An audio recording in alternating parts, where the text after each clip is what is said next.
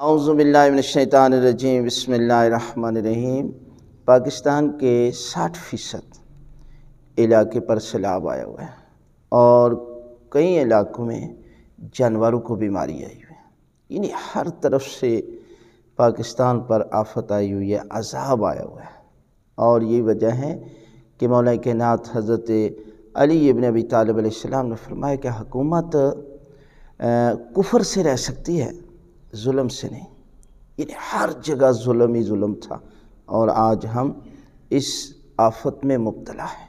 اور اس میں بھی امتحان ہوتا ہے کہ وہ خیمہ، وہ ٹینٹ جو پہلے 4000 میں تھا اب 10,000 میں۔ اور کل کی ایک ویڈیو، دردناک ویڈیو، کہ جس میں 5 سگے بھائی ہیں اور ایک چٹان پر سیلابی ریلے میں دریا میں جو ہے وہ ایک چٹان پر پناہ لیتے ہیں اور 5 گھنٹے فریاد کرتے رہتے ہیں۔ دیکھیں موت کی کشمکش میں، جس کے سامنے موت ہو اور وہ فریاد کرے، اور حکومت وقت کے پاس وسائل بھی ہیں، سب کچھ ہونے کے باوجود انہیں بچایا نہیں جاتا اور سیلابی ریلے میں بہہ جاتے ہیں۔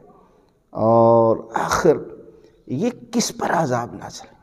آج ہمیں ایک ایک قدم اٹھانا چاہیے انسانیت کے لیے۔ دیکھیں غیروں میں یہی ہے کہ وہ بلی کے لیے، کتے کے لیے، کوے کے لیے ریسکیو کرتے ہیں اور اسے بچا لیتے ہیں، اور ہم انسانوں کو نہیں بچا سکے۔ یہی وجہ ہے کہ آج ہم پر عذاب نازل ہو رہا ہے کہ جو حکومت وقت تھے، جب خرید و فروخت کا وقت آیا تو اربوں پیسہ خرچ کیا گیا کہ ان لوگوں کو خریدنے کے لیے، اور آج انسانوں کو بچانے کے لیے کچھ نہیں کیے جا رہے، وسائل استعمال نہیں کیے جا رہے۔ لہٰذا آپ اٹھیں اور انسانیت کے لیے کام کریں، ایک ایک قدم اٹھائیں۔ یہ اللہ کی بارگاہ میں سب سے عظیم ترین عبادت ہے، یعنی مومن کے کام آنا، یعنی سب سے بڑی جو اللہ کو سب سے بڑی عبادت ہے وہ یہ ہے کہ انسانیت کے لیے اٹھیں، کوشش کریں اور اپنے بھائیوں کے لیے مدد کریں۔